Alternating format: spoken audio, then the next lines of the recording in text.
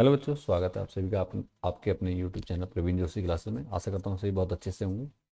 आज की वीडियो में हम कक्षा 10 विषय विज्ञान के जो पेपर को हम सॉल्व कर रहे थे 2025 के, ठीक है, उसे क्या करते हैं। क्वेश्चन नंबर 16 तक मैंने पिछली वीडियो में क्लियर कराया था, जिसमें से कुछ क्वेश्चन मैंने छोड़ रखे थे जिनको समझाने की जरूरत थी आपको डिटेल में, तो उनको आज हम करने वाले हैं और उससे आगे क्वेश्चन को हम सॉल्व करेंगे, ठीक है। जो हमने परसों क्वेश्चन छोड़ा था लास्ट वीडियो में मैंने क्वेश्चन था क्वेश्चन नंबर 11, इसको हमने डिटेल में नहीं समझा था, तो इसको मैं आज लेके आया हूँ। इसको आज हम यहीं पे सॉल्व करेंगे कि क्या है। बहुत इजी क्वेश्चन है और हर बार बोर्ड एग्जाम में पूछा जाता है, तो आपको क्या इम्पोर्टेंट है, तो आपने क्या करना है, इस वीडियो को पूरा देखिए, ठीक है। जितने भी क्वेश्चन मैं वीडियो के माध्यम से आपको अवेलेबल करा रहा हूँ आज की डेट में, 100% पेपर आपका क्या है, ये क्वेश्चन यही पेपर में आपको देखने को मिलने वाले हैं। आपने क्या करना है, अच्छे से तैयारी कर लेनी है अपनी अभी से, ठीक है। और साथ ही अगर आपने पिछली वीडियो नहीं देखी है तो आप क्या कर सकते हैं, लिंक डिस्क्रिप्शन में आपको मिल जाएगा, वहां जाके क्या कर सकते हैं, अच्छे से सारे क्वेश्चन क्या कर सकते हैं, तैयार कर सकते हैं, ठीक है। तो क्वेश्चन नंबर 11 हमने करना है। देखिए क्या लिखा है, निम्नलिखित की इलेक्ट्रॉन बिंदु संरचना क्या होगी। निम्नलिखित की इलेक्ट्रॉन बिंदु संरचना क्या होगी। तो पहला दिया है एथेनोइक अम्ल, ठीक है। क्या दिया है, एथेनोइक अम्ल। पहला एथेनोइक अम्ल दिया हुआ है आपको, दूसरा दिया गया है आपको H2S, hydrogen sulphate, hydrogen sulphide, sorry, hydrogen sulphide कहा जाता है इसे, ठीक है। H2S क्या होता है, हाइड्रोजन सल्फाइड। और एथेनोइक अम्ल, एथेनोइक अम्ल का सूत्र क्या होता है, एथेनोइक अम्ल का होता है CH3COOH, ठीक है। क्या होता है, CH3COOH, इसका जो रासायनिक सूत्र होता है, ठीक है, वो क्या होता है, CH3COOH, इसको कहते हैं एथेनोइक अम्ल, ठीक है। एथेनोइक अम्ल समझ में आ गया। इसी पर H2S क्या है, हाइड्रोजन सल्फेट, ठीक है, इसको क्या कहते हैं, हाइड्रोजन सल्फाइड, ठीक है। मैं लिख दे रहा हूँ नाम इसका,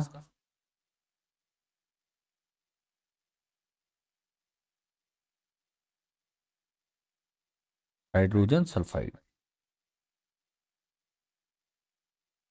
ठीक है, हाइड्रोजन सल्फाइड है इसका नाम। यहाँ तक समझ में आ गया। तो एथेनोइक अम्ल क्या होता है, CH3COOH होता है, ठीक है। तो इसको हम कैसे दिखाते हैं, जो इसका स्ट्रक्चर बनता है कैसे, कार्बन कार्बन परमाणु के बीच सिंगल बॉन्ड लगा दिया हमने, CH हो गया। अब देखिए इस C के साथ कितने जुड़े हुए हैं, CH3 है ना, तो हाइड्रोजन के 3 जुड़ जाएंगे। और हम जानते हैं कार्बन की संयुक्ता कितनी होती है, 4 होती है, ठीक है। कार्बन की संयुक्ता कितनी है, 4 है। तो इसमें क्या होंगे, हाइड कार 4 इलेक्ट्रॉन क्या करता है, साझेदारी करता है। तो एक इलेक्ट्रॉन आपका हमारे यहाँ से कार्बन को कार्बन से मिल जाएगा, याले कार्बन से एक बॉन्ड यहाँ हो गया, 3 हाइड्रोजन परमाणु से साझेदारी हो जाएगी, ठीक है। तो इसका क्या कहते हैं, अष्टक पूरा हो जाएगा। इसके अलावा देखिए, कार्बन एक ऑक्सीजन के साथ तो क्या करेगा, डबल बॉन्ड बना देगा। सिंगल बॉन्ड इधर लगेगा आपका क्या, OH यहाँ जुड़ेगा, ठीक है, OH जुड़ेगा यहाँ पे। तो ये आपका क्या है, एथेनोइक अम्ल है। तो थोड़ा सा छोटा कर लेता हूँ मैं फॉर्मूला, तो छोटा कर लेता हूँ, ये इस प्रकार से आपको यहाँ पे दिखाई दे रहा होगा साफ, ठीक है। किसी प्रकार की कोई डाउट या परेशानी नहीं होगी, ठीक है। कार्बन कार्बन परमाणु के बीच सिंगल बॉन्ड है, कार्बन ऑक्सीजन के साथ डबल बॉन्ड के साथ जुड़ा हुआ है, और एक OH अणु इसमें जुड़ा हुआ है, और साथ में 3 हाइड्रोजन के परमाणु है, ठीक है। तो ये तो हो गया हमारा स्ट्रक्चर सामान्य, ठीक है, सिंगल बॉन्ड। अब मैं देखो यहाँ पे मैं आपको दिखा दे रहा हूँ, तो मैं इसको दोबारा से दिखा रहा हूँ यहाँ पे, ठीक है, और अच्छे से समझ जाएंगे आप। क्या अगर हमने कार्बन कार्बन परमाणु के बीच क्या है दिखाना है, ठीक है, सिंगल बॉन्ड, उस कार्बन के अष्टक कैसे होंगे, यहाँ से देखो कार्बन कार्बन जुड़ जाएंगे आपस में, ठीक है, 3 हाइड्रोजन परमाणु जुड़ जाएंगे इसमें, और इस कार्बन के साथ डबल बॉन्ड के साथ एक ऑक्सीजन जुड़ जाएगा, और इधर O और H, ठीक है। ये तो सामान्य स्ट्रक्चर हो गया। अब मुझे बनाना है इलेक्ट्रॉनिक बिंदु संरचना, ठीक है। तो कार्बन कार्बन के 2 परमाणु हैं। इससे पहले मैं आपको सबके संयुक्त लिखता हूँ कितनी है, परमाणु क्रमांक कितना, देखो कार्बन कितना होता है, 6 होता है। तो पहली कक्षा में कितने होते हैं, 2, दूसरी कक्षा में 4 होते हैं, ये आपको पता है। कार्बन 6, कार्बन का जो परमाणु क्रमांक है वो कितना है, 6 है। तो ये 6 परमाणु क्रमांक है, और इसमें इलेक्ट्रॉनों की संख्या कितनी है, टोटल 6 होती है। तो पहली कक्षा में 2 और दूसरी कक्षा में कितने, 4 इलेक्ट्रॉन होते हैं, ठीक है, कार्बन के। तो इसकी संयुक्ता कितनी है, 4 है, आप जानते हो, ठीक है। उसके बाद आपका हाइड्रोजन भी दिया गया है। हाइड्रोजन का परमाणु क्रमांक होता है 1, ठीक है। तो हाइड्रोजन की पहली कक्षा में 1 इलेक्ट्रॉन है, इसको कितने इलेक्ट्रॉन की आवश्यकता है, 2। इलेक्ट्रॉन चाहिए इसकी पहली कक्षा में, एक ऑलरेडी इसके पास है तो इसको कितनी आवश्यकता है, एक है, इसकी संयुक्ता क्या होगी, एक हो जाएगा, ठीक है। इसी के साथ क्या है, ऑक्सीजन। ऑक्सीजन का परमाणु क्रमांक है 8। इसमें कितने परमाणु होते हैं, 8 होते हैं, 8 इलेक्ट्रॉन होते हैं, मतलब ठीक है, 8 इलेक्ट्रॉन होते हैं, पहली कक्षा में 2 और दूसरी कक्षा में 4, नहीं सॉरी 6, ठीक है, पहली कक्षा में 2 और दूसरी कक्षा में 6 होते हैं, ठीक है। यहाँ तक आपको समझ में आ रहा है, किसी को कोई डाउट या परेशानी नहीं होगी। कार्बन के 6 होते हैं, ठीक है। यहाँ तक समझ में आ चुका है आपको, कोई डाउट या परेशानी नहीं है। और अगर यहाँ तक कोई डाउट है तो आप मुझे कमेंट करके पूछ सकते हैं, ठीक है। बाकी ये जो इलेक्ट्रॉनिक विन्यास निकालने की जो सीरीज है, मैंने वीडियो बना रखी है, आप लिंक डिस्क्रिप्शन में मिल जाएगा, वहाँ से आप कर सकते हैं, अच्छे से सीख सकते हैं, ठीक है। तो आप मुझे कमेंट भी कर सकते हैं अगर आपको वीडियो नहीं मिलती है उसमें, ठीक है।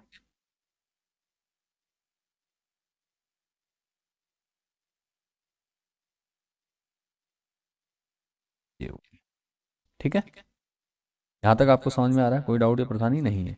अब देखो मेरे को क्या दिखाना, इलेक्ट्रॉन बिंदु संरचना दिखानी, तो मैं इसको क्या करूँगा, सिंपल, पहले मैंने कार्बन कार्बन परमाणु को दिखा दे रहा हूँ, ठीक है, 2 कार्बन परमाणु ले लिए। कार्बन की बाहरी कक्षा में कितने होते हैं, देखो मैंने बताया ना, बाहरी कक्षा में 4 इलेक्ट्रॉन है, तो मेरे को 4 इलेक्ट्रॉन दिखाने हैं यहाँ पर, ठीक है।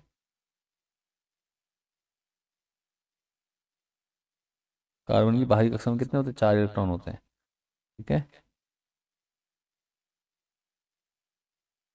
तो हम, चलिए,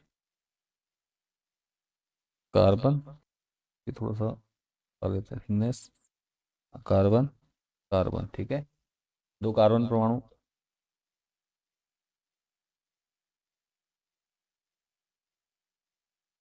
हम्म,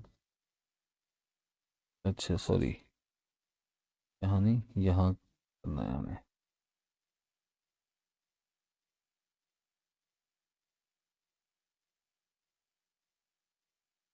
ठीक है। हाँ अब सही है, कार्बन, कार्बन परमाणु ले लिए।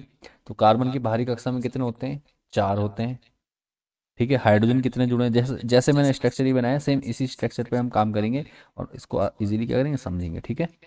तो क्या होता है, हाइड्रोजन के 3 है तो 3 हाइड्रोजन, इसको आप यहाँ दिखाइए, समझने का करने का तरीका देखिए सबसे अच्छा, एच, एच, एच, 3 एच हो गए आपके, एक कार सॉरी एक कार्बन के साथ 3 हाइड्रोजन परमाणु जुड़े हुए हैं। उसके बाद इस कार्बन के साथ क्या जुड़ा है, इस कार्बन के साथ जुड़ा है आपका ऑक्सीजन, ठीक है। तो यहाँ मैं क्या करूँगा, ऑक्सीजन बना दूंगा। इसी के बाद क्या है, यहाँ पे O और H दोनों जुड़े हैं, तो यहाँ सबसे पहले क्या हो जाएगा, एक O आ जाएगा आपका, और इसी के साथ क्या जोड़ देंगे आप, एक H दिखा दोगे, कहीं भी दिखा दो, यहाँ दिखा दे रहा हूँ मैं, ठीक है। इतना समझ में आ रहा है आपको। अब आपको देखो, जिस बाहरी कक्षा में जितने इलेक्ट्रॉन, हाइड्रोजन के कितने देखो, हाइड्रोजन के पास कितने हैं, हाइड्रोजन के पास, कहाँ गया आपका, कहाँ गया, हाइड्रोजन के पास एक है, तो हाइड्रोजन का मैं क्रॉस से दिखा रहा हूँ, ठीक है, 1 2 3, ठीक है, हाइड्रोजन के 3, और एक यहाँ होगा, एक भैया मैं इसको यहाँ पे दिखा दे रहा हूँ, ठीक है।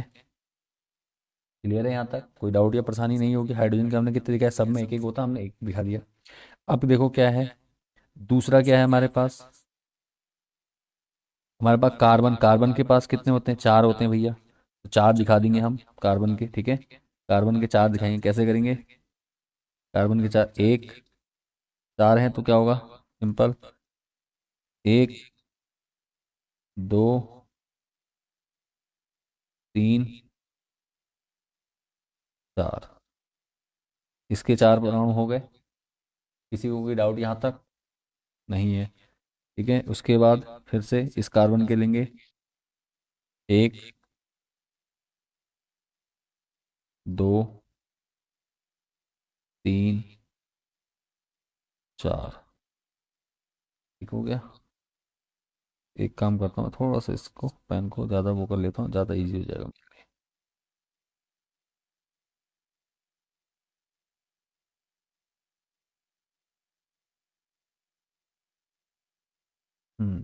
ये हो गया,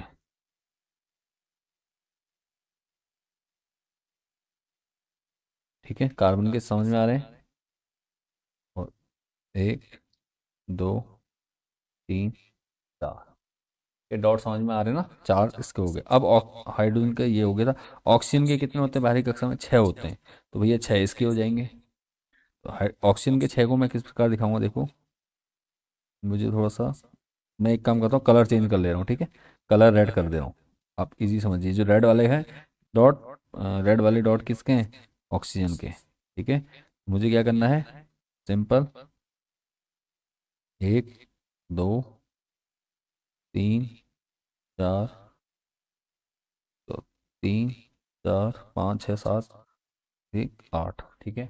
ऑक्सीजन के रेड वाले दिख रहे होंगे आपको, इसी प्रकार ऑक्सीजन के यहाँ पे भी हो जाएंगे। कितने हो जाएंगे देखो, एक, तो इधर आ जाएगा, एक, दो, तीन, चार हो गए, ठीक है।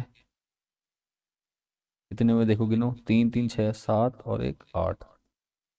लेकिन ये थोड़ा सेट नहीं बन रहा, ताकि हमारा गोला नहीं बनेगा, गोला बनाने लायक हम रखेंगे इसको।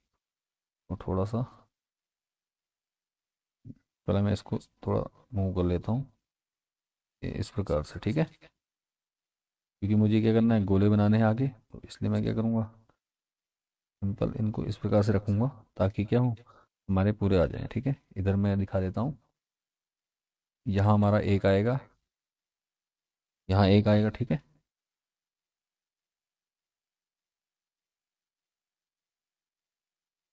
दो, दो, चार,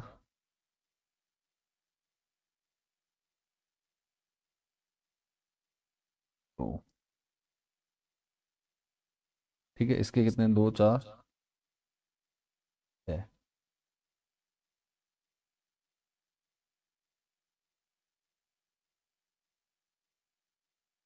यहाँ डबल बॉन्ड है, तो हमें को रेड के कितने दिखाने पड़ेंगे, दो दिखाने पड़ेंगे, ठीक है। देखो कितना समझ में आ रहा है आपको, देखते हैं। और उसके बाद अब क्या हो गया, इसके दो, इधर से चार, और कुछ है, ठीक है। तो अब देखो मैं इसको क्या करूँगा, सिंपल गोले बना देता हूँ।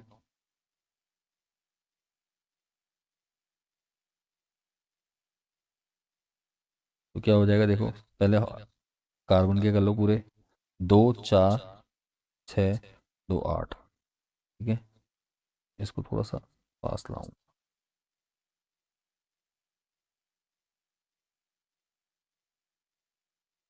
ठीक है। तो अब मैं करता हूँ इसको, कार्बन के पहले आठ कर लेंगे,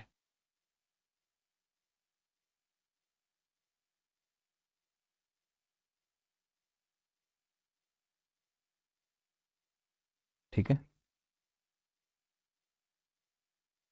और फिर देखो इस वाले ऑक्सीजन के, हाइड्रोजन के पूरे हो रहे हैं, इस हाइड्रोजन के दो पूरे हो गए, ठीक है। इस हाइड्रोजन के दो पूरे हो गए, फिर इस ऑक्सीजन के देखो कितने होते हैं, दो, चार, छः, दो, आठ, ये हो जाएंगे। ये तो ऑक्सीजन के हो गए। इस हाइड्रोजन के यहाँ से कर लिए हमने पूरे, इस ऑक्सीजन के हम यहाँ से पूरे कर लेंगे, देखो, दो, चार, छः, सात, आठ, ठीक है, आठ हो रहे हैं। और जो अंदर वाला है इसके देखो, तीन, तीन, छः, सात, आठ, ये इस प्रकार से एक सर्कल ये बन जाएगा, ठीक है।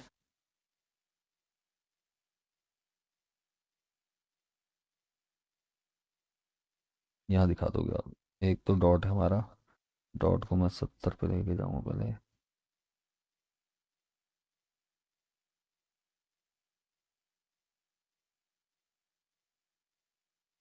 ठीक है। एक तो ये हो गया,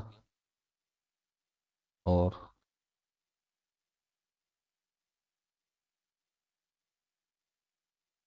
कार्बन का एक और होगा, ठीक है, इस प्रकार से। तो ये हमारा बनेगा, ठीक है ना। इस प्रकार से बनना है। ये थोड़ा मैंने पास पास बना दिया, तो हो सकता है आपको डाउटफुल लग रहा हो, मैं इसका एक भी जो आपको दे दूंगा, ठीक है। हमने सिर्फ क्या करना है, जो बाहरी कक्षा में, एक चीज़ ध्यान दीजिए, जो हमने बाहरी कक्षा में इलेक्ट्रॉन उनको दर्शाना होता है, ठीक है, उसके आधार पर क्या करते हैं हम, इलेक्ट्रॉनिक स्ट्रक्चर बनाते हैं, ठीक है। इलेक्ट्रॉनिक बिंदु संरचना जिसे कहते हैं, इलेक्ट्रॉन बिंदु संरचना या इलेक्ट्रॉनिक बिंदु संरचना कहते हैं, ठीक है। चार हैं तो कार्बन के हम चार दिखाएंगे दोनों में, ठीक है। एक में चार, दूसरे में चार, ठीक है। दो, चार, छः, आठ, इसके कैसे हो रहे हैं?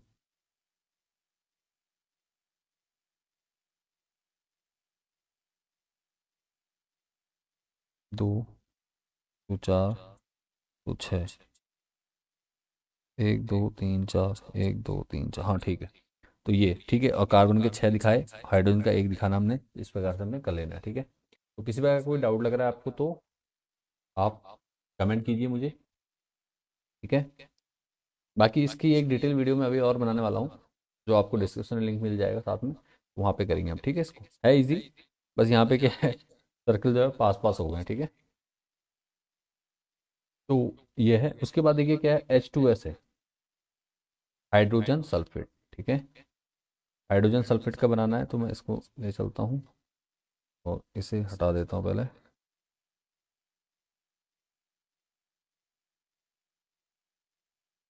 ठीक है। हाइड्रोजन सल्फेट क्या है, H2S, लिख देता हूँ पहले,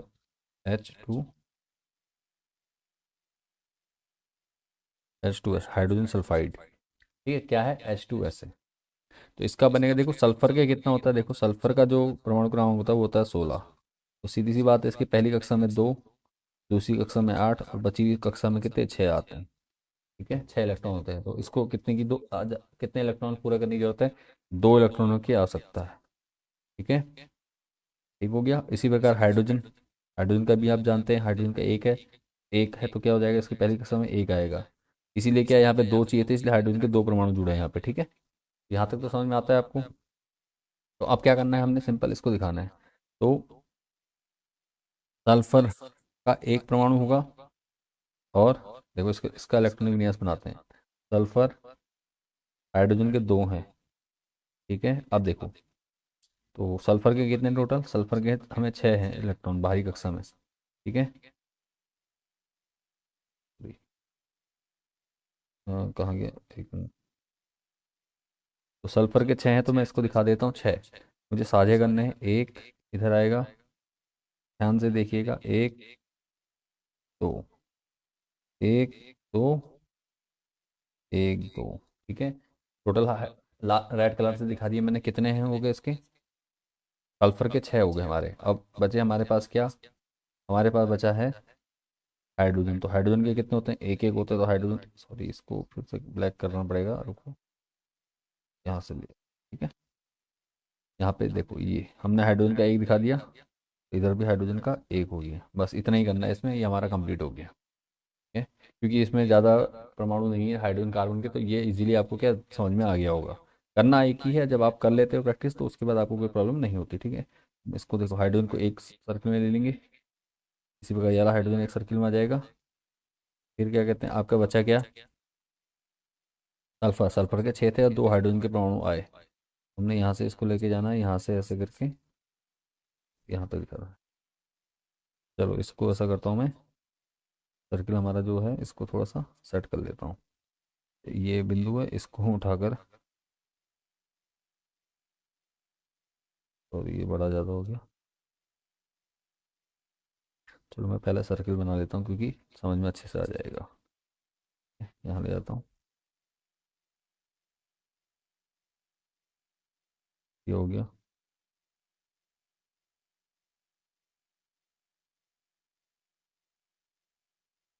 ये हो गया, ठीक है। ध्यान दीजिएगा,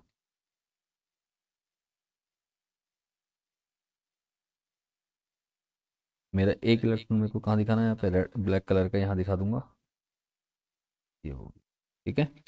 तो हाइड्रोजन का एक, सल्फर का एक मिलकर क्या, हाइड्रोजन के 2 पूरे हो गए, इधर भी हाइड्रोजन का एक और सल्फर का एक मिलकर क्या हुआ, 2 पूरे हो रहे हैं।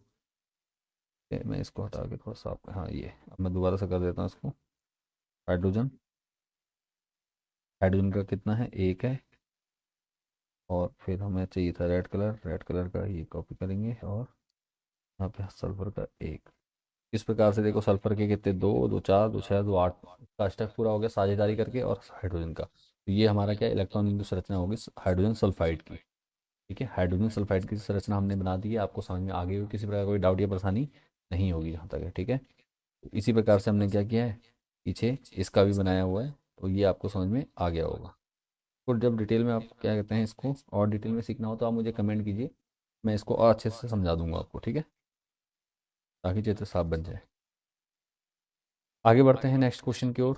तो मैं मिनिमाइज कर देता हूँ, ठीक है। इसका समझ में आ गया, और इसका भी हमने कर लिया क्लियर, ठीक है। काफ़ी हद तक आपको समझ में आ गया हो, कोई डाउट। उसके बाद क्वेश्चन नंबर 12, क्वेश्चन नंबर 13, 14 हमने कल की वीडियो में देख लिए थे। क्वेश्चन नंबर 15 भी कर लिया था, 16 भी कर लिया था। 16 का देखिए क्वेश्चन जो नेक्स्ट है वो है, किस पदार्थ एक्स के विलयन का उपयोग सफेदी करने के लिए किया जाता है। तो भाई सफेदी करने के लिए किसका किया जाता है, बुझे हुए चूने का, ठीक है, चूने का। बिना बुझा चूना कहते हैं उसे, ठीक है। बिना बुझा चूना,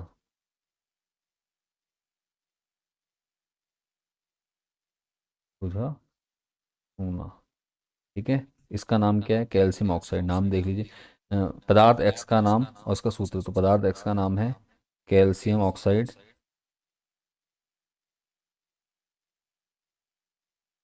कैल्शियम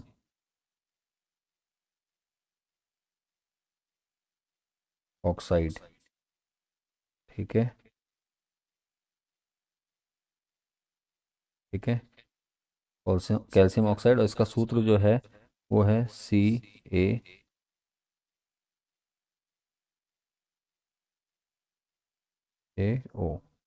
ठीक है। इसका सूत्र क्या है, CaO, कैल्शियम ऑक्साइड। अब आगे क्या है देखो, आगे दिया गया हमें, ऊपर कौ में लिखे गए पदार्थ की जल के साथ है। तो कैल्शियम ऑक्साइड क्या होता है, कैल्शियम ऑक्साइड CaO की जल के साथ H2O। आप जानते हैं जब बिना बुझा हुए चूने को पानी में मिलाया जाता है तो क्या होता है, अ, बुझा हुआ चूना प्राप्त होता है, साथ में ऊष्मा निकलती है, ठीक है। सिंपल क्या होगा, CaCaOH का होल ट्वाइस, ठीक है, प्लस क्या होगा, निकलती है ऊष्मा, ठीक है, ऊष्मा निकलती है। इसका नाम क्या है, कैल्शियम हाइड्रोक्साइड। यहाँ पे लिख दे रहा हूँ मैं, कैल्शियम हाइड्रोक्साइड,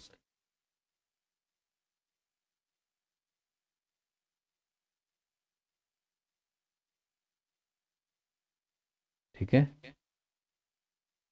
क्या है, कैल्शियम हाइड्रोक्साइड। यहाँ तक आपको समझ में आ गया होगा, ठीक है। उस पदार्थ का, किसी पदार्थ एक्स के विलयन का उपयोग सफेदी करने में किया जाता है, तो बिना बुझा चूना होता है वो। और पदार्थ एक्स का नाम का सूत्र बताइए, नाम क्या है, कैल्शियम ऑक्साइड, नहीं, हाँ, कैल्शियम ऑक्साइड। इसका सूत्र है कैल्शियम ऑक्साइड का सूत्र होता है CaO, ठीक है। इसे क्या कहा जाता है, बिना बुझा हुआ चूना भी कहा जाता है, ठीक है। साथ ही कहा गया, ऊपर कॉम में लिखे पदार्थ एक्स की जल के साथ अभिक्रिया। तो भैया जब कैल्शियम ऑक्साइड की जल के साथ अभिक्रिया की जाती है तो कैल्शियम हाइड्रोक्साइड प्राप्त होता है, ठीक है। क्या प्राप्त होता है, कैल्शियम हाइड्रोक्साइड, CaOH का होल ट्वाइस, ठीक है। ये प्राप्त होता है, तो हमने इसकी समीकरण लिख दी है, ठीक है। तो उम्मीद करता हूँ यहाँ तक आपको अच्छे समझ में आ गया होगा, कोई डाउट या परेशानी नहीं होगी, ठीक है।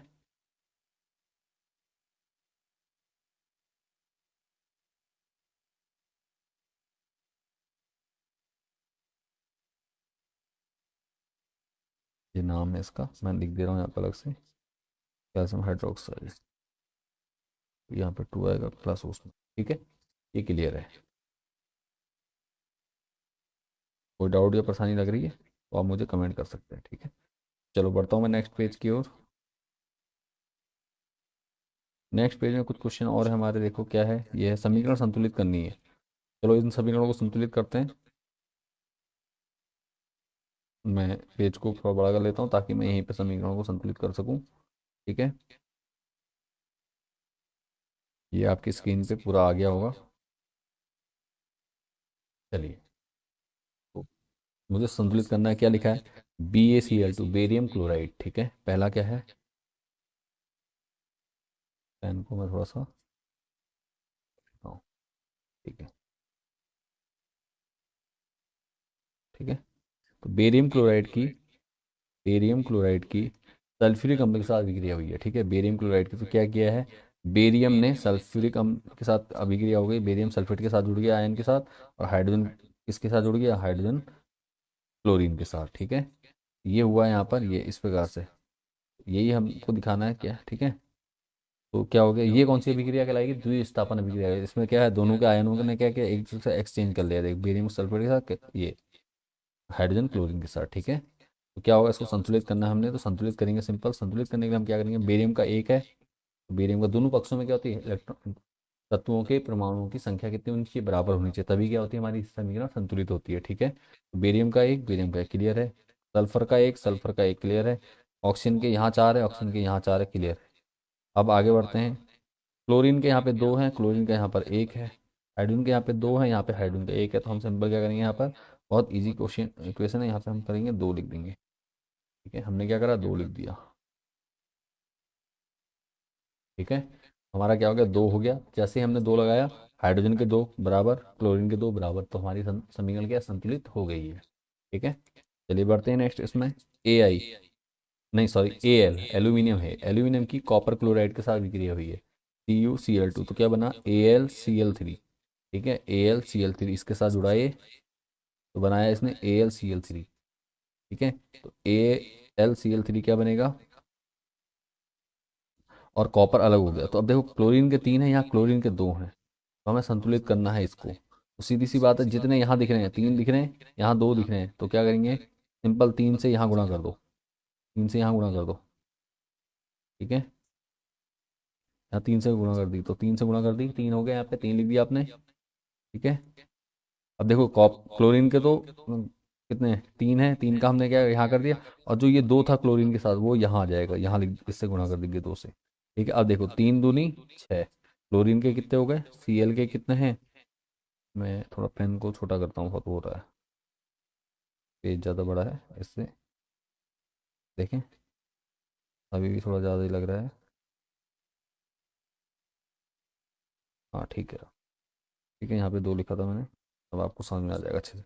तो मैंने क्या किया, क्लोरीन का तीन था, मैंने सीधे तीन से मल्टीप्लाई कर दी, यहाँ पे दो था, यहाँ दो से कर दी, क्यों करी, क्योंकि मेरे को बराबर करने, तो तीन दूनी छः हो जाएगा, इधर भी तीन दूनी छः हो जाएगा, क्लोरीन के हमारे छः क्लियर हो गए। ध्यान से देखिए हमने क्या करा, जो क्लोरीन के पीछे था यहाँ तीन, और यहाँ कितना था, क्लोरीन के साथ कुछ नहीं था, नहीं सॉरी, क्लोरीन के साथ क्या था, दो था, क्लोरीन के साथ दो था, तो हमने क्या करा, तीन से इधर कर दी गुणा, और दो से इधर कर दी, ठीक है। तो ये समझ में आ चुका है यहाँ तक आपको। तो यहाँ से तीन दूनी छः, क्लोरीन के छः हो गए लेफ्ट साइड में, राइट साइड में तीन दूनी छः, क्लोरीन के छः हो गए, क्लोरीन के हमने बैलेंस कर दिए, पहला काम हमने क्या किया, क्लोरीन को बैलेंस किया, ठीक है। चलिए हो गया क्लोरीन का काम खत्म। अब देखो जब क्लोरीन को हमने बैलेंस किया, तो कॉपर के कितने हो गए, तीन हो गए। अब यहाँ राइट हैंड साइड में कॉपर के कितने हैं? कुल एक है, तो हम क्या करेंगे, तीन से यहाँ भी गुणा कर देंगे, ठीक है। तीन से हमने गुणा यहाँ भी कर दी, और अब देखो कॉपर क्लियर हो गया, क्लोरीन क्लियर हो गया, लेकिन देखो हमारा एल्यूमिनियम रह गया, ठीक है। हमारा क्या, एल्यूमिनियम रह गया, एल्यूमिनियम के दो है, यहाँ एक है, एल्यूमिनियम क्या करेंगे, हम दो लगा देंगे, ठीक है। तो हमारी ये समीकरण भी क्या होगी, संतुलित हो गई, ठीक है। 2Al+3CuCl2 is equal to 2AlCl3 और +3Cu, ठीक है। ये बनेगा। अब आगे देखते हैं कुछ जो अगला सैंपल है, समीकरण दी, इक्वेशन दी है हमें, Na+O2 क्या बना, Na2O, सोडियम Na2O बन जाएगा, सोडियम ऑक्साइड कहेंगे, ठीक है, सोडियम ऑक्साइड कहेंगे, ठीक है। तो क्या हो जाएगा इसका, Na2O का बनेगा क्या, देखो सोडियम के दो हैं, सिंपल सोडियम के दो हैं, और यहाँ पे ऑक्सीजन के दो हैं, ठीक है। यहाँ ऑक्सीजन के दो है, यहाँ ऑक्सीजन का एक है, सिंपल क्या करोगे, ऑक्सीजन के दो करने के लिए, ऑक्सीजन के दो करने के लिए हम क्या करेंगे, यहाँ पे दो लगाएंगे, ठीक है। ऑक्सीजन दो करने के लिए हमने यहाँ पे दो लगा दिया। जैसे ही हमने ऑक्सीजन के दो बराबर करे, सोडियम के कितने हो गए, सोडियम के राइट साइड में चार हो गए, तो हमें सोडियम के कितने करने पड़ेंगे, चार करने पड़ेंगे, ये ध्यान दीजिए, ठीक है। तो ये ध्यान देना है आपको, सिंपल इसको इस प्रकार से करना है। पर एक चीज़ का आप लोग ध्यान दीजिए, सभी बच्चे जो भी वीडियो को देख रहे हैं, जब संतुलित करनी है ना, जैसे ये है, तो आप हमेशा पहले पीछे जो तत्व लिखा है, पीछे जो तत्व लिखा है लास्ट में, जैसे AlCl3 है, Na2O है, तो पहले कोशिश कीजिए, या BSO4 में O4, ठीक है, HCl में Cl, इन जो तत्वों को अगर आप देखते हो सॉल्व करने के लिए, तो आप इजीली क्या कर सकते हो, सॉल्व कर सकते हो, ठीक है। इजीली सॉल्व हो जाएगा। आपने हमेशा क्या करना है, लास्ट वाले तत्व को देखना है कि कौन सा तत्व, जैसे ऑक्सीजन है, तो ऑक्सीजन के यहाँ कम है, इधर कितने ज़्यादा है, इसको बैलेंस करो पहले, ठीक है। तो इसको बैलेंस किया, तो हमने क्या किया, दो लगाया, जैसे दो लगाया तो आपके क्या हो गए, चार हो गए नेट सोडियम के, तो सोडियम के हमने चार लिख दिया, क्लियर। इसी प्रकार यहाँ पे AlCl3 थे, मैंने सबसे पहले क्या देखा, इसको देखा Cl3 को, यहाँ Cl3 यहाँ 2 है, तो सीधे मैंने क्या करा, इन दोनों की गुणा कर दिया आपस में, 3 दूनी 6 होता है, लेकिन फिर 6 को इससे भाग दिया तो यहाँ 3 आ जाएगा, और 3 से 6 को भाग दिया 2 आएगा तो 2 आगे लिख दिया। ठीक है, सिंपल ऐसा करना है। हो गया, इतना करना है आपने, और इस प्रकार से आप क्या करोगे, आपकी जो समीकरण है वो संतुलित हो जाएगी। ठीक है, तो उम्मीद करता हूँ यहाँ तक समझ में आ चुका है आपको। मैं फिर से पेज को नॉर्मल ले आता हूँ। ठीक है,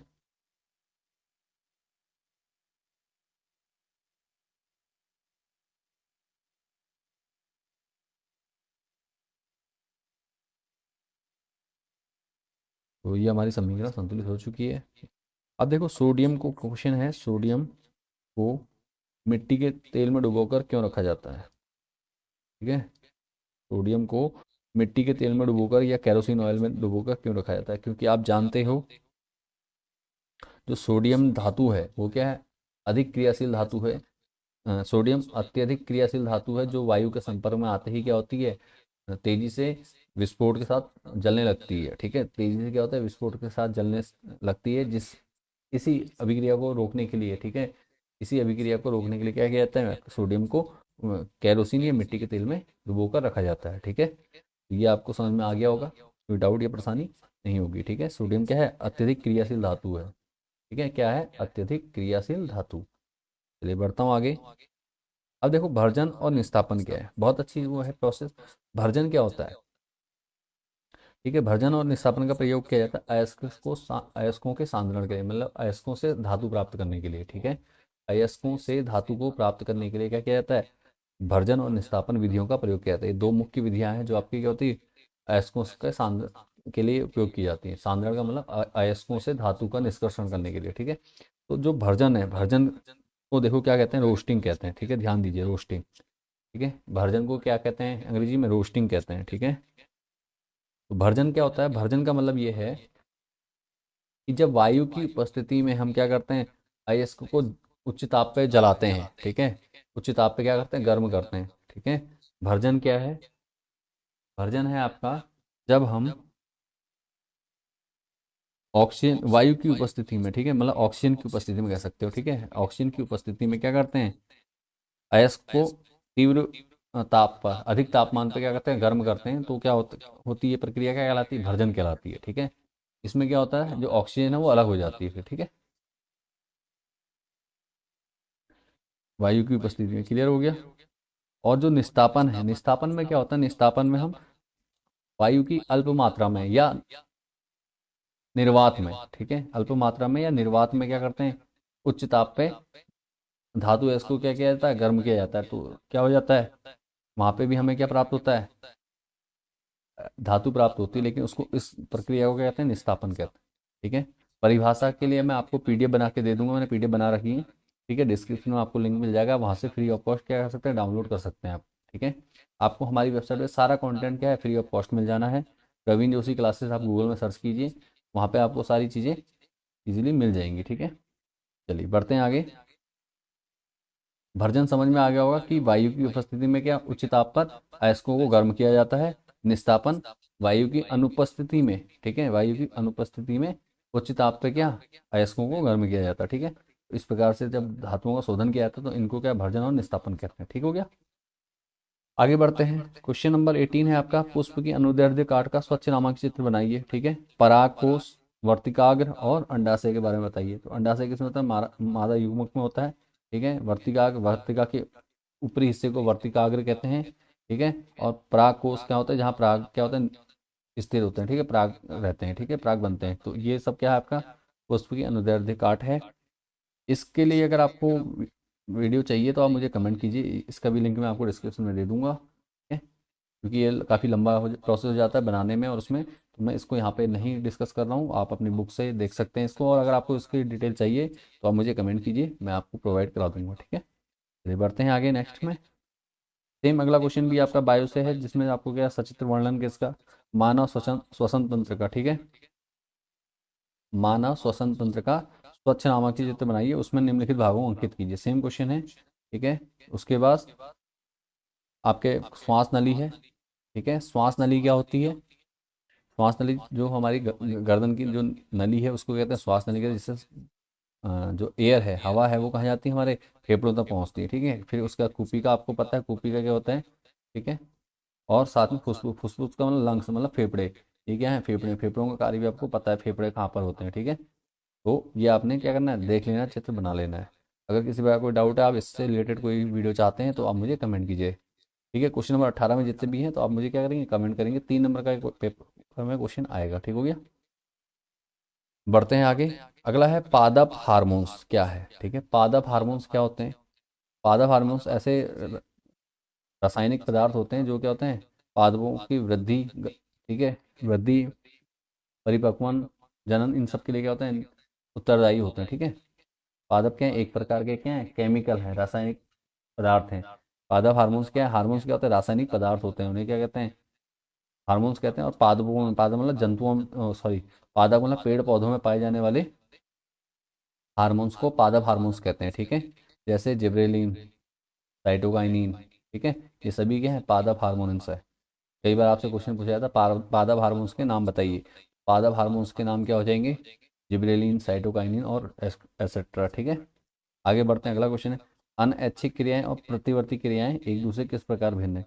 तो देखो, अनैच्छिक क्रियाएं क्या होती हैं, ऐसी क्रियाएं जिनमें हमारी, मनुष्य की क्या होती हैं, कोई भी इच्छा नहीं होती, बिना इच्छा के काम होते, जैसे सांस लेना, ये हमारी इच्छा पे नहीं है। हृदय स्पंदन, ठीक है, हृदय स्पंदन, हृदय गति, रक्त परिसंचरण, ये सब क्या है, ये ऐसी क्रियाएं हैं जो क्या ऑटोमेटिक हो रही हैं, ठीक है। भोजन का पाचन, ये सब क्या है, ऑटोमेटिक हो रही है बॉडी में, ठीक है। इस पे हमारी इच्छा कार्य नहीं करती, तो अनैच्छिक क्रिया कहलाती है, ठीक है। अनैच्छिक, सीधी सी बात है, पता चला इच्छा के विरुद्ध हो रही है, बिना, हमारी इच्छा नहीं है तब भी होती रहती है, ठीक है। हम इच्छा करें ना करें उस पर भी होती रहेगी, तो ये क्या है, अनैच्छिक क्रिया। इसमें सबसे पहला क्या है, हृदय गति कह सकते हो, या हृदय स्पंदन कह सकते हो, ठीक है। हृदय स्पंदन, रक्त परिसंचरण, ठीक है।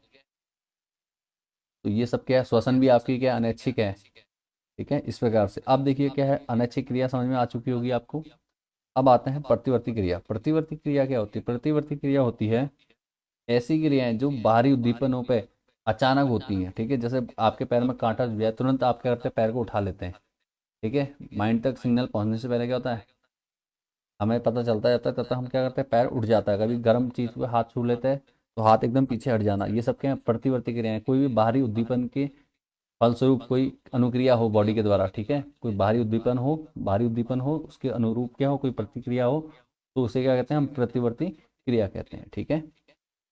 तो ऐसे में उदाहरण क्या हो जाएगा, कांटे का चुभना, पैर में कांटा चुभना, गर्म चीज पे हाथ, किसी गर्म उस पे हाथ लग जाना, छींकना, ये सब क्या है, ये आपकी प्रतिवर्ती क्रिया के अंतर्गत आ जाएंगे, ठीक है। तो उम्मीद करता हूँ आपको क्वेश्चन नंबर 19 अच्छे से समझ में आ गया होगा, किसी प्रकार कोई डाउट या परेशानी नहीं होगी।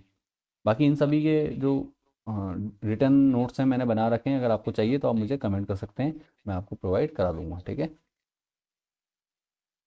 अगला क्वेश्चन देखिए। क्वेश्चन है, विद्युत धारा द्वारा प्रदत्त ऊर्जा की दर का निर्धारण कैसे किया जाता है। तो विद्युत द्वारा प्रदत्त ऊर्जा की दर का निर्धारण क्या होता है, इसको क्या कहते हैं, विद्युत शक्ति कहते हैं, ठीक है। क्या कहते हैं, विद्युत द्वारा प्रदत्त ऊर्जा को क्या कहते हैं, विद्युत शक्ति कहते हैं। क्या कहते हैं, विद्युत शक्ति कहते हैं, ठीक है। विद्युत शक्ति, विद्युत शक्ति, ठीक है। इसे पी से दिखाते हैं, और फॉर्मूला होता है पी बराबर वी आई, ठीक है। पी बराबर क्या होता है, वी आई होता है, ठीक है। तो क्या कहते हैं, विद्युत द्वारा प्रदत्त ऊर्जा को क्या कहते हैं हम, विद्युत शक्ति कहते हैं। और विद्युत शक्ति का जो सूत्र है, फॉर्मूला है, वी आई है, ई बराबर वी आई, ठीक हो गया। विद्युत शक्ति को मैंने इससे पहले बहुविकल्पीय प्रश्न में भी इसी पेपर में आ रखा है, तो पिछली वीडियो में मैंने आपको अच्छे से समझा रखा है। अगर आपने वो वीडियो नहीं देखी तो आप इस वीडियो को भी देख सकते हैं, लिंक आपको मैं डिस्क्रिप्शन में दे दूंगा, ठीक है। लेकिन ये बात जरूर ध्यान में रखिए, अगर आपको बोर्ड में अच्छे नंबर चाहिए तो आप वीडियो को क्या करें, पूरी देखा करें।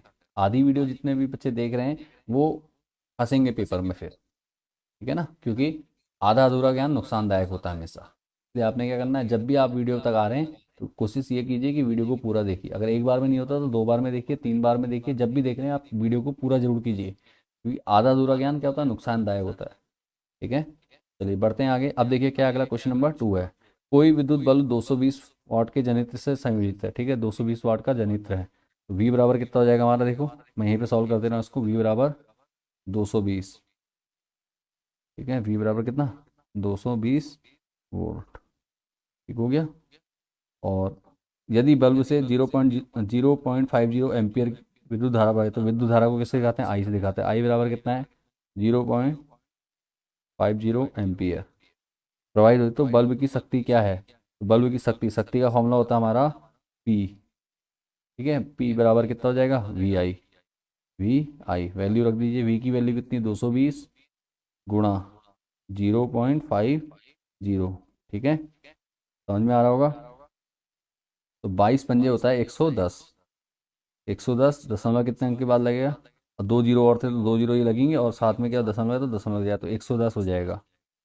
110 क्या हो जाएगा क्या कहाँ गया? शक्ति है तो वाट हो जाएगा। ठीक है, इतने वाट। ठीक है, पी बराबर कितना हो गया? विद्युत शक्ति का मात्रक क्या होता है? वाट होता है, तो टोटल 110 वाट हो जाएगा। ठीक है, इतनी शक्ति होगी। ठीक है, क्लियर हो गया यहाँ तक? किसी प्रकार कोई डाउट या परेशानी नहीं होगी शायद। ठीक है, अगर कोई डाउट परेशानी लगे तो आप मुझे क्या करें, कमेंट कीजिए। बढ़ते हैं आगे नेक्स्ट पेज की ओर।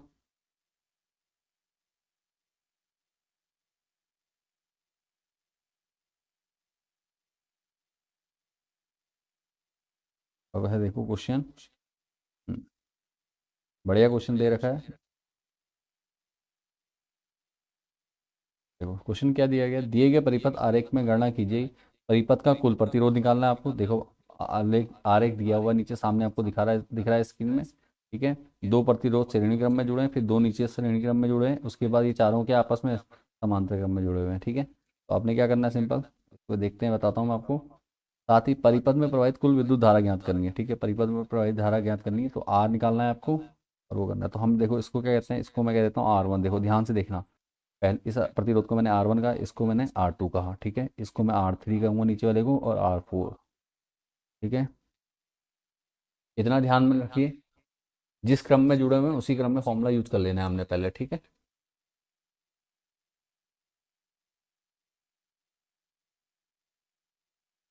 ठीक है, और मैं इसको पॉइंट कहता हूँ AB, और ये हो जाएगा BC कह रहा हूँ। ठीक है, ध्यान देना, मैं समझाने के लिए मैं आपको ये सब कर रहा हूँ। ठीक है, ध्यान दीजिएगा। तो हम कैसे करेंगे, सिंपल देखो, जो जो चीज़ दी है तो वो तो नोट है ही आपके पास, तो मैं लिख दे रहा हूँ R1। तो मैं कहता हूँ सिंपल, देखो पहले वाले का ए और बी, ए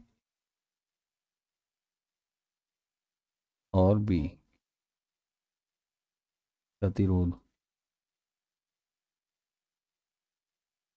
इसमें श्रेणी क्रम में जुड़े हैं। ठीक है ना, श्रेणी क्रम जानते हो ना, श्रेणी क्रम में जुड़े हैं,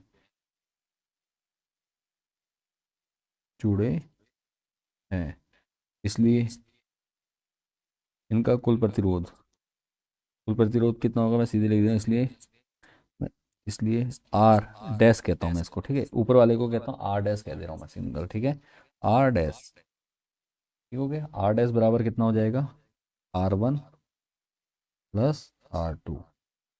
ठीक है, तो R1 कितना है देखो भैया, 20 है, प्लस R2 कितना है हमारा, 10 है, तो टोटल हो गया 30 ओम। ठीक है, इसी प्रकार अब देखो सीधी सी बात, BC किस में जुड़े हैं? ABC, ए सी है और ये D है, CD कहेंगे इसको। ठीक है, C और D, मैं ब्लैक पेन का प्रयोग करता हूँ, C और D। ठीक है, C और D प्रतिरोध,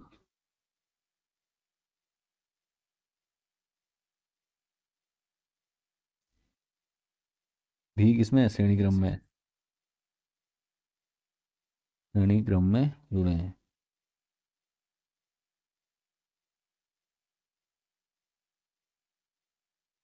ठीक है, दोनों क्या है, श्रेणी क्रम में जुड़े हैं। आर आर COD, चाहे तो R3 और R4 कह सकते हो, आप नाम कुछ भी ले सकते हो, कोई प्रॉब्लम नहीं है। ठीक है, मैंने क्या करना है अब, सिंपल तो आर डैश मैंने ऊपर ले लिया था, इसको मैं लूंगा R double dash, R dash और डैश।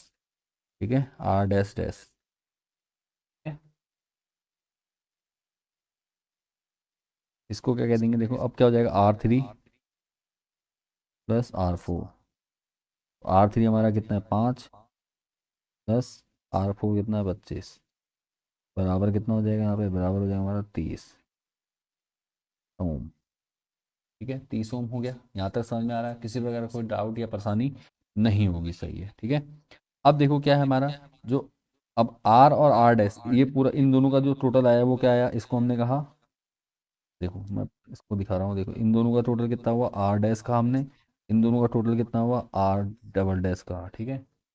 तो इन दोनों का, ये दोनों आपस में क्या है, समांतर क्रम में जुड़े हुए हैं, तो समांतर क्रम में तो यहाँ पे आप समांतर क्रम का फॉर्मूला लगा देंगे। मैं इस तरफ लिख दे रहा हूँ, ठीक है। लिख देंगे आर डैश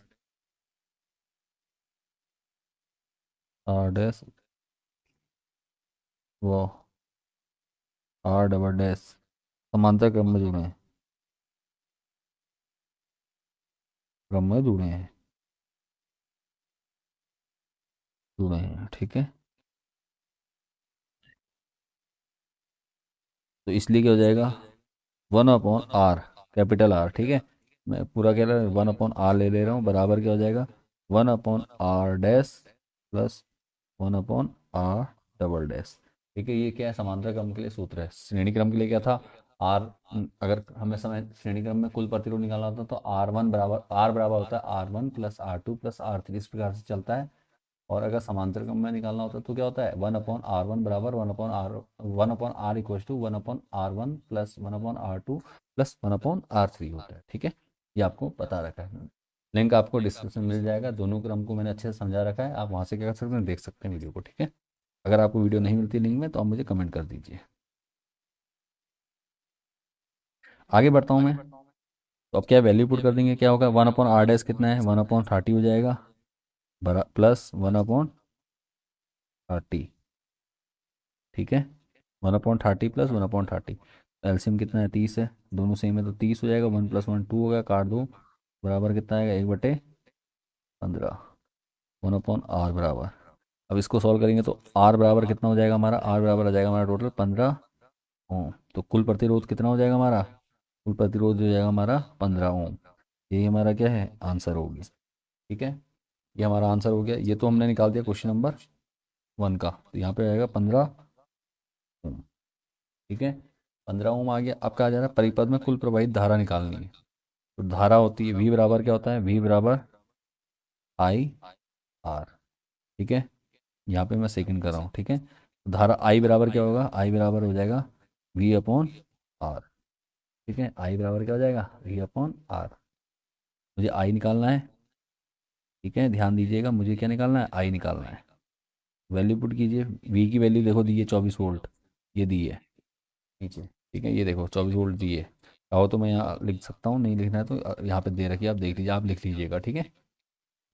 यहाँ पे वी बराबर कितना है, 24 बटे आर का मान कितना है, आर कितना है, 15 आ गया, ठीक है। इतना आ गया, काट दीजिए, किससे कटता है, 3 से कटता है, 3 से कटेगा, 3 × 5 = 15, 3 × 8 = 24, ठीक है। और कटेगा क्या, 3 से नहीं कटेगा, 5 से, 5 × 5, 5 × 5 दशमलव लगा, कितना बचा, 3, जीरो हो गया, 30 हो गया, 5 × 6 = 30। आई बराबर कितना हो गया, 1.6, और धारा का मात्रक क्या होता है, एम्पियर होता है, एम्पियर, ठीक है। तो यही क्या हो जाएगा हमारा आंसर हो जाएगा, ये हमने निकाल दिया आंसर, ठीक है। तो हमारा फर्स्ट और सेकंड दोनों क्लियर हो गए।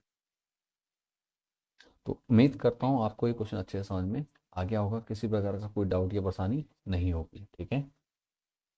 कोई डाउट या परेशानी नहीं होगी, ठीक है ना। चलिए बढ़ते हैं आगे।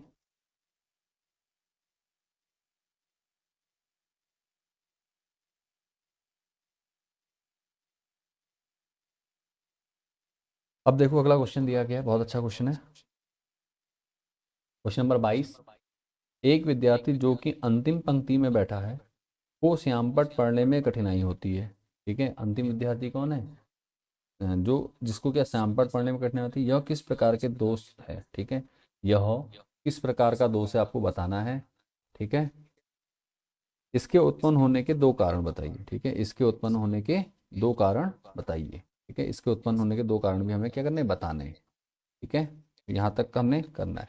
सीधी सी बात है, अगर किसी व्यक्ति को दूर की वस्तु साफ नहीं दिखाई देती है तो इसका मतलब उसको कौन सा दोष है, कौन सा दोष है, निकट दृष्टि दोष है। इसका नाम लिख देंगे, दोष का नाम है निकट दृष्टि दोष। यहाँ लिख दे रहा हूँ मैं, निकट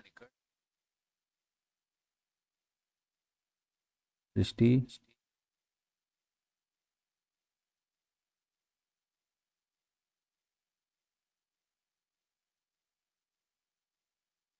दोष,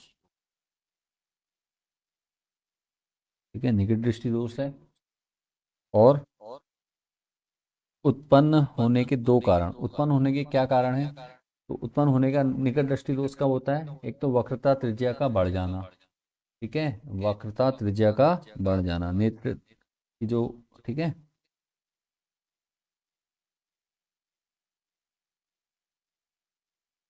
तो क्या है कारण, क्या है?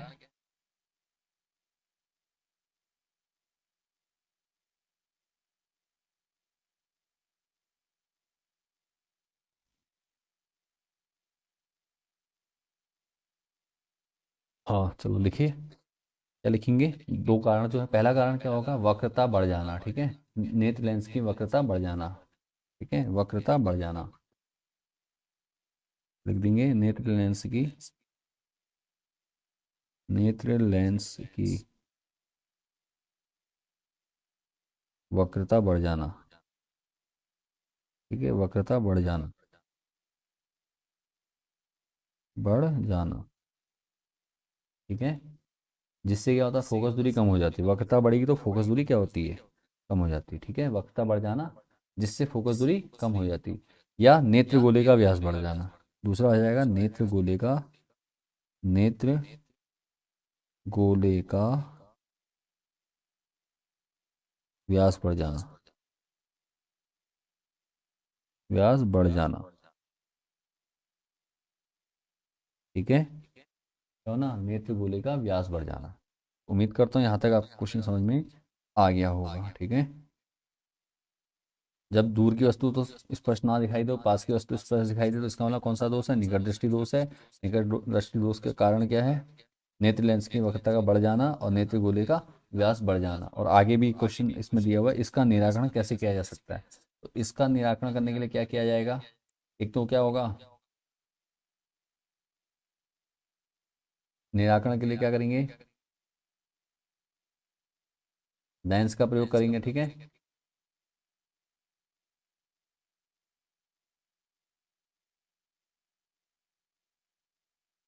अब सारी लेंस का प्रयोग किया जाएगा और बस, ठीक है। इसके निराकरण कैसे किया जा सकता है? इसके लिए क्या किया जा सकता है? अवतल लेंस का प्रयोग, ठीक है। निराकरण के लिए क्या करेंगे? निराकरण अवतल लेंस, कौन सा लेंस? अवतल लेंस कहते हैं। निकट दृष्टि उसके लिए कौन सा लेंस लगता है? अवतल लेंस लगता है, अवतल लेंस, ठीक है, अवतल लेंस का प्रयोग किया जाएगा। क्लियर है? तो उम्मीद करता हूँ ये क्वेश्चन आपको समझ में आ गया है। किसी प्रकार कोई डाउट हो तो मुझे कमेंट जरूर कीजिए।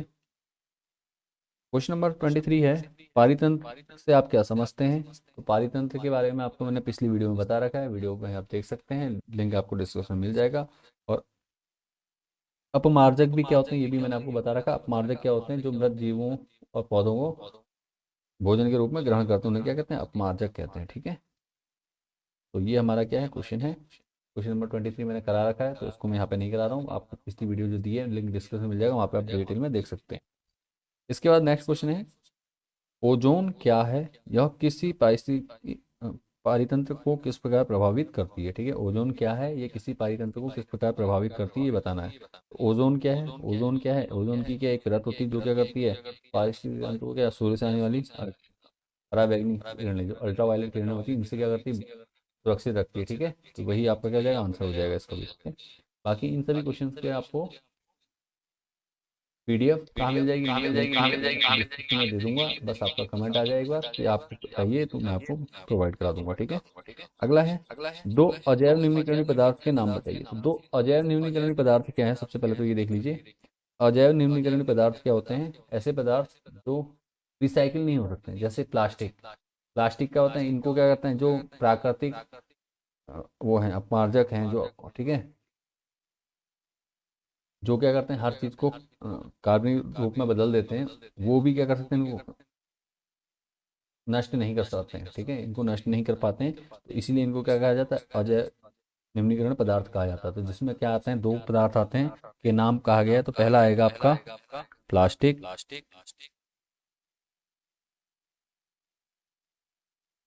ठीक है, प्लास्टिक, और दूसरा है कांच, ठीक है।